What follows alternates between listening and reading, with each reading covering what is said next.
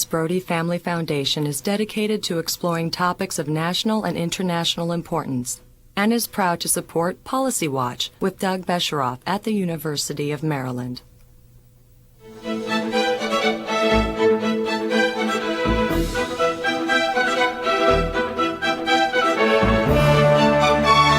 From the University of Maryland, this is Policy Watch with Doug Besheroff.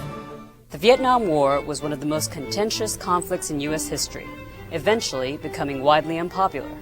Joining us to discuss how and why we entered the war and why it took so long to extricate American troops is Daniel Ellsberg, famous for leaking the Pentagon Papers at the risk of his career and freedom.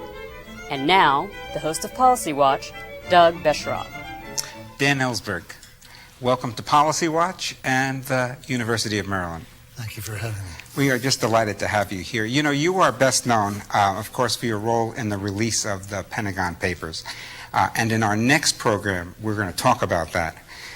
But in preparing for this program, I read your wonderful book, Secrets, a Memoir of Vietnam and the Pentagon Papers.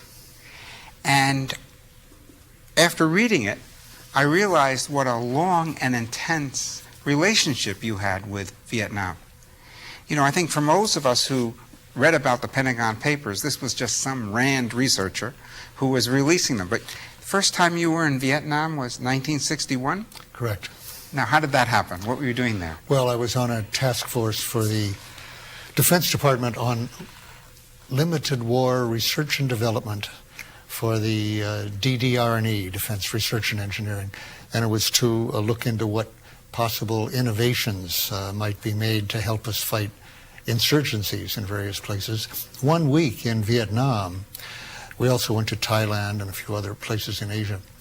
But 1 week in Vietnam, talking to the colonels there who were advisors and reading their reports night and day, actually, with great interest, was enough to teach me so quickly that this was not going to be a successful intervention. We should set the stage a little bit. This is 1961. 61, yes. John Kennedy is president.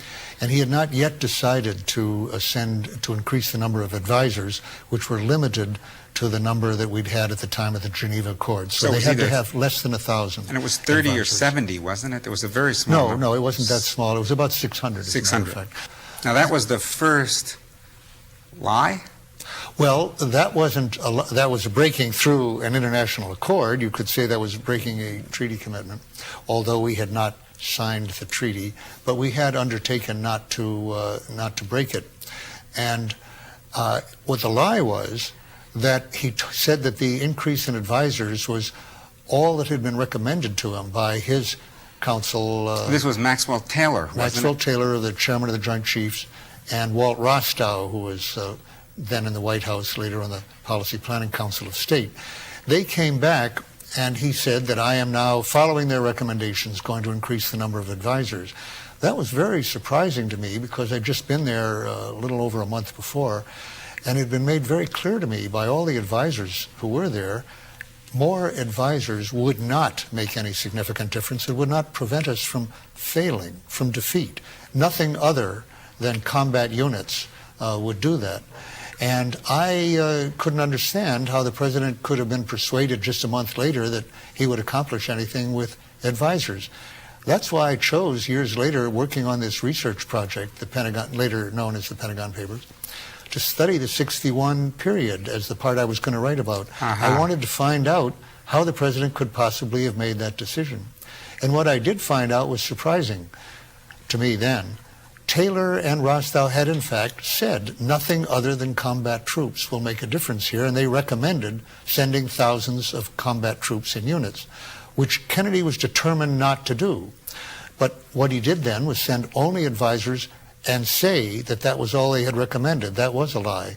And it gave a very false impression to the public of how impossible the situation really looked to people on the ground. Because when you had been there, people told you that Diem was corrupt and that there was little support for him, yes, and that only a very large number of American troops would prevent the government from falling very quickly. And these advisors had the feeling they were not recommending at that time combat troops. That was a decision that Taylor made and the Joint Chiefs. Their attitude was that nothing other than combat troops would make a difference, and even combat troops were unlikely to make all the difference. What I learned later was that Kennedy had been there 10 years earlier when the French were there on his one trip to Asia. He'd been there one day, and in that one day he'd been told by a very well-informed diplomat there, Ed Gullion, the French are finished here. He told him in 1951 it was. Mm-hmm. He said, the days of colonialism are over in Asia. They can't win. And if we replace the French, the same thing will happen to us. We'll be bogged down, as proved the case with the French. Kennedy apparently learned from that. He was determined not to put combat troops in. His brother Bobby told me that in person. He wasn't anxious to lose, especially while he was in office. He wanted to give advisors a try, but if they didn't work out, he was prepared to negotiate out of Vietnam rather than to send combat troops. He told me that was his intention. Bobby himself said, if it had come to that, if he had lived, no one can say what he might have done in the end. Yeah. But it was intention never to send combat troops, as of course Lyndon Johnson did do. And that's because although the American public had the idea that it was a civil war, and as you've written, that we were, quote, on the side of the good guys, it really wasn't a civil war by the time we got there. Isn't that what you think? Well, the public was told actually something else. They were told it was aggression from the North, that the infiltration, so-called, that was going on from North Vietnam was itself violating the Geneva Accords. It was a kind of aggression, and we were defending a sovereign nation from aggression by its neighbor.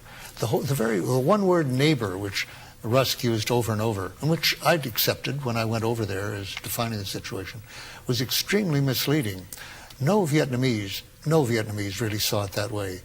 They all saw Vietnam as one, and the northern troops coming down saw themselves as entering the southern part of one country, of Vietnam, and really virtually all Vietnamese saw it that way in terms, whether or not they liked the communists. But when you were there, you didn't see it that way. I didn't understand that. I believed Rusk must know what he's talking about when he totally mischaracterized the Geneva Accords. Well, you were a Cold War warrior when Yes. you get right down to it, Yes. right? A Marine I was now, of course, at this point, by the 60s, a civilian, but I had been a Marine in the 50s in peacetime. But I'd been a rifle platoon leader and a rifle company commander, which I was very proud of as a first lieutenant.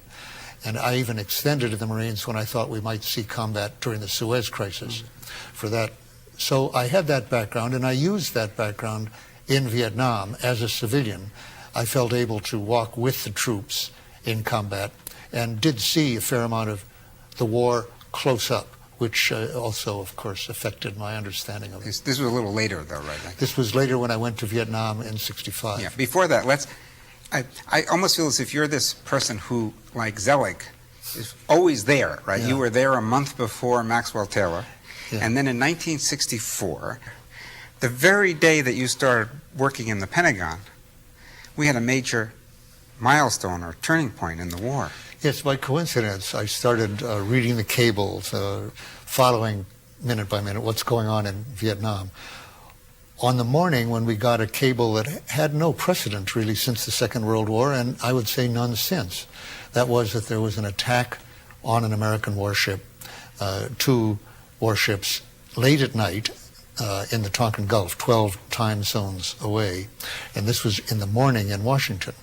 And the commodore of a 2-destroyer flotilla, Captain Herrick, was reporting that he was under continuous torpedo attack. He reported 1, 2, 5, 7 from the bridge as he was taking evasive action. He got up to 21 torpedoes, which was very impressive because it seemed to be more than we had estimated were in the entire inventory of the Vietnamese Navy.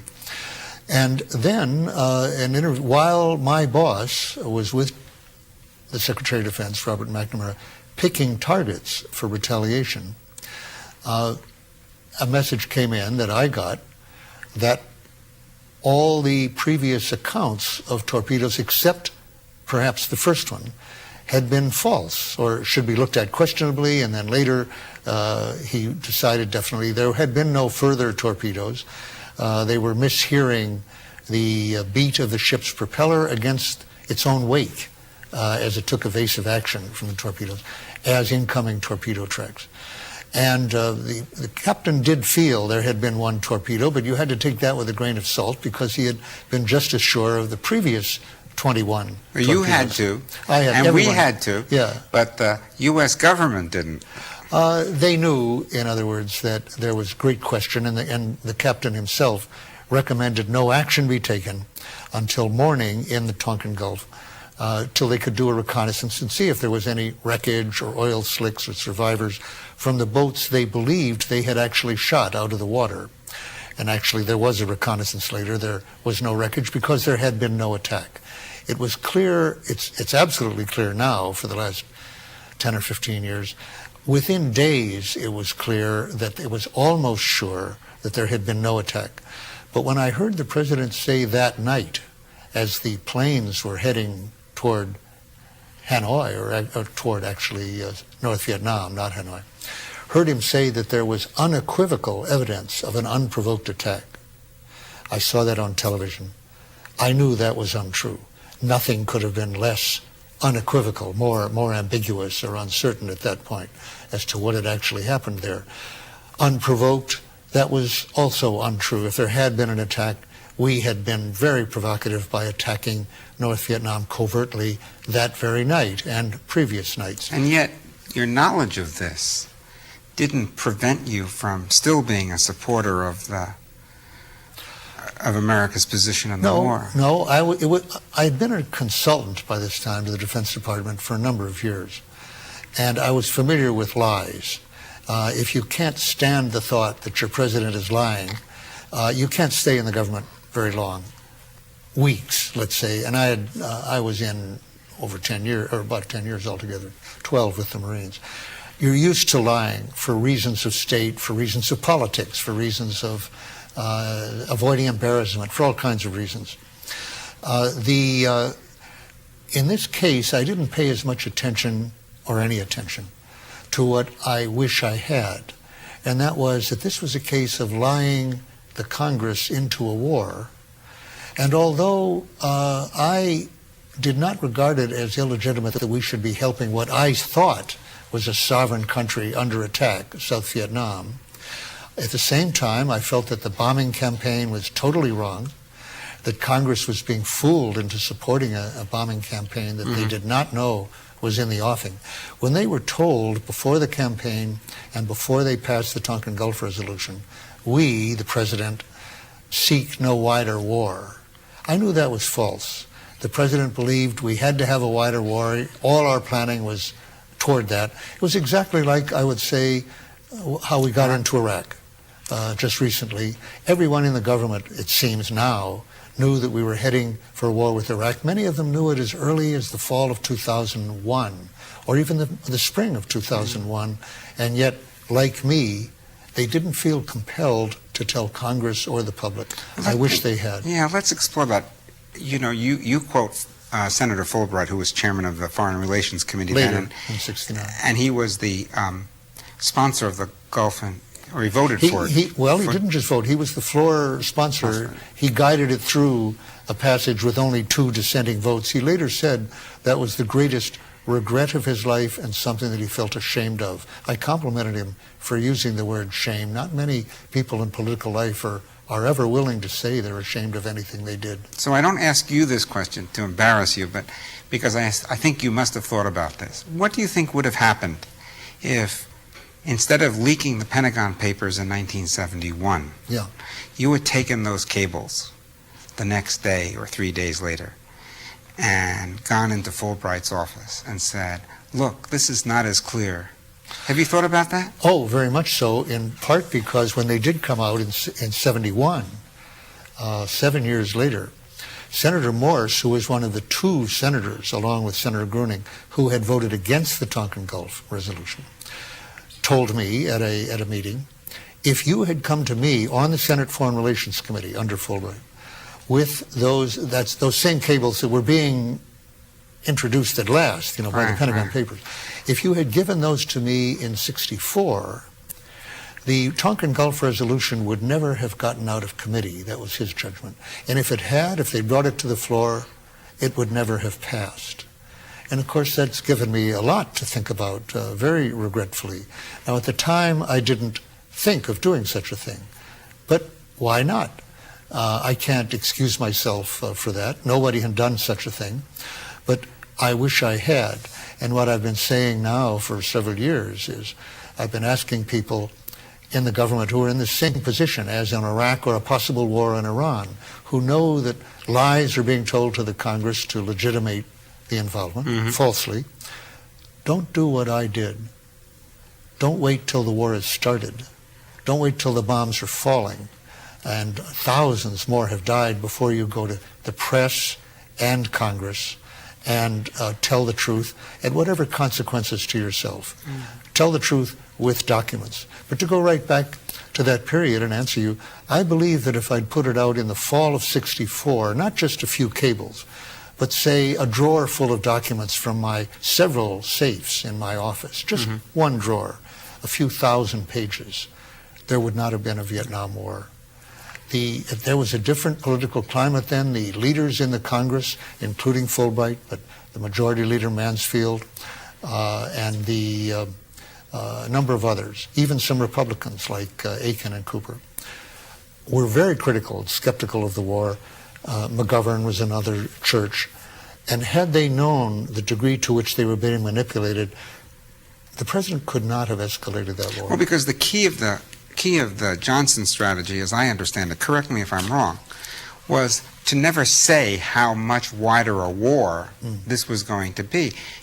Not to defend you, you don't need defending, but in 1964, who could have pictured that we would have hundreds of thousands of troops on the ground, that we would lose 55,000 young people? Hundreds to thousands of people in the Pentagon would have predicted exactly that. I myself had written a draft of a speech to be given by Secretary McNamara, which she didn't give in the end, but it was okayed by McNamara, Rusk, and McGeorge Bundy in the White House. In my draft announced that we were sending 100,000 immediately. This was in July of 1965. We already had about 100,000 there. And he was sending another 100,000, which would be followed, I knew, by at least several more 100,000. So we were going up toward 300,000. The Joint Chiefs were already talking 500,000 to 1 million as a possibility.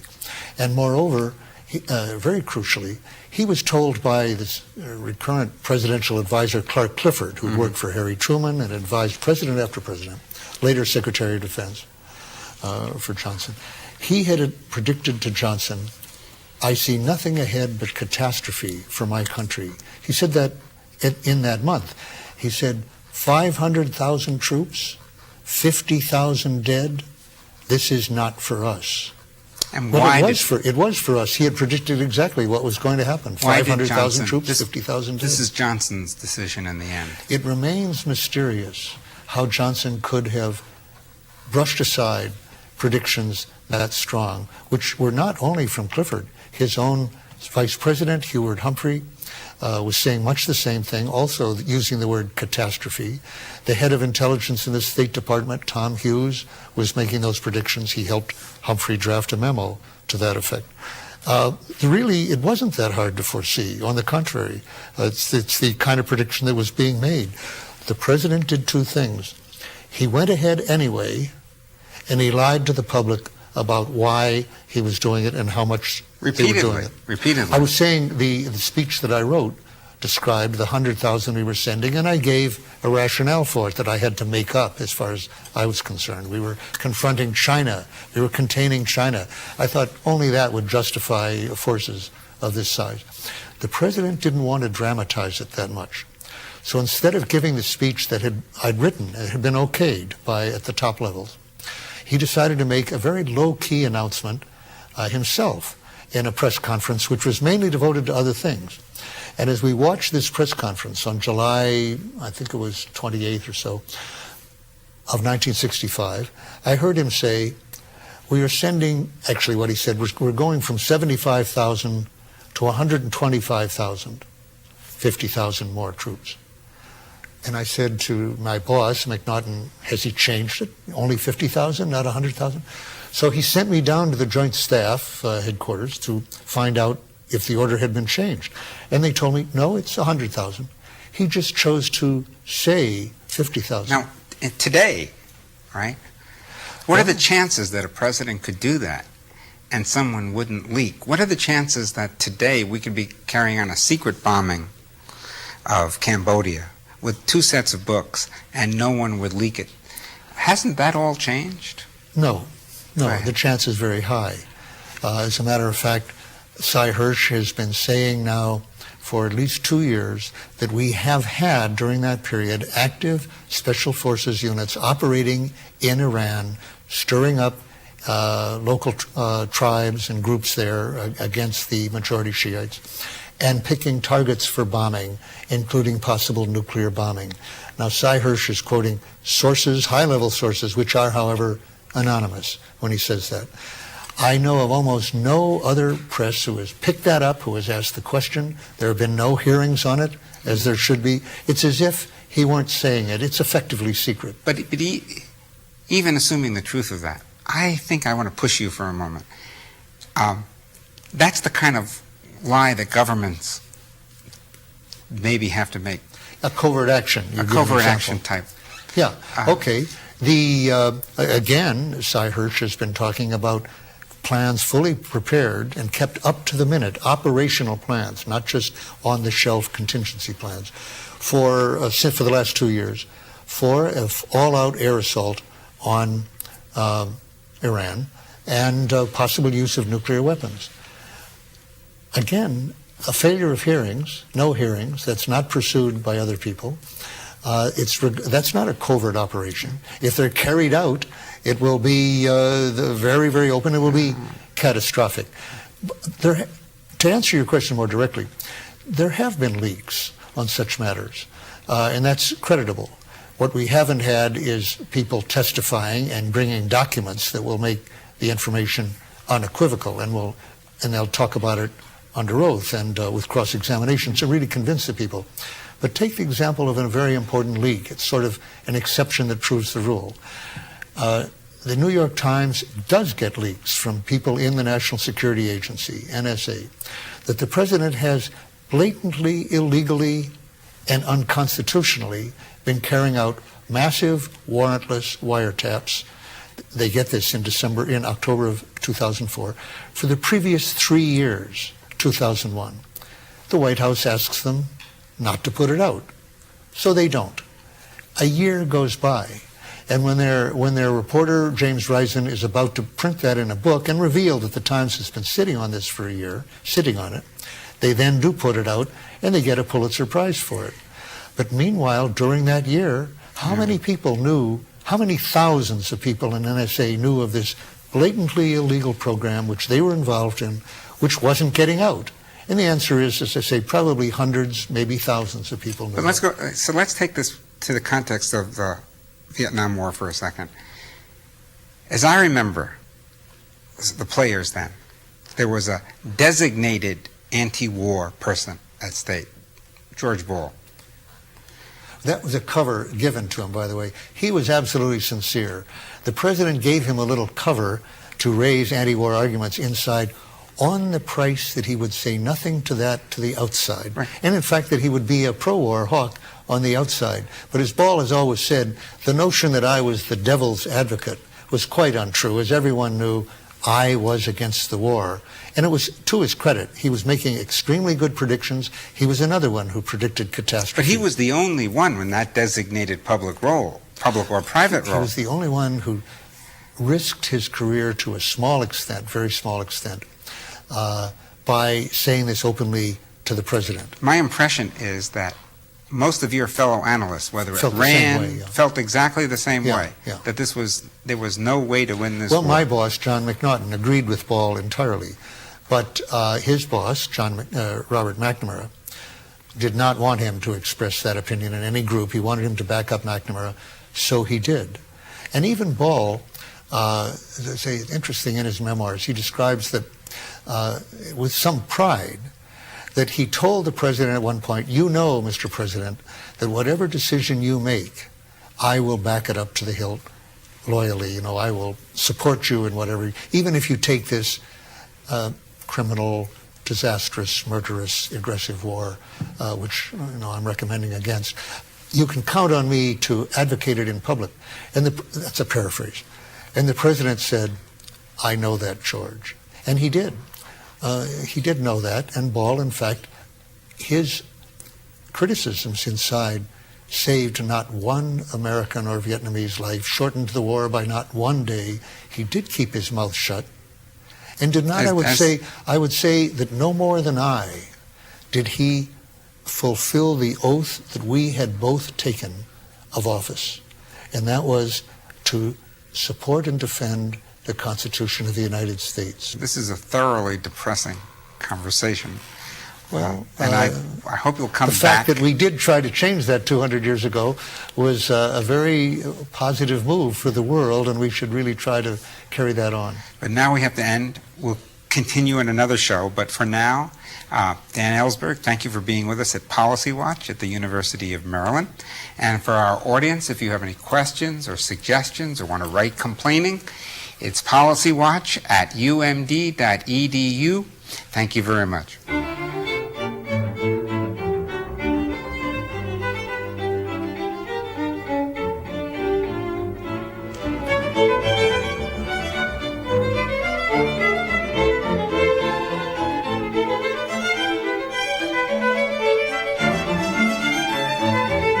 This program was produced by the University of Maryland, which is solely responsible for its content. The Norman and Florence Brody Family Foundation is dedicated to exploring topics of national and international importance and is proud to support Policy Watch with Doug Besheroff at the University of Maryland.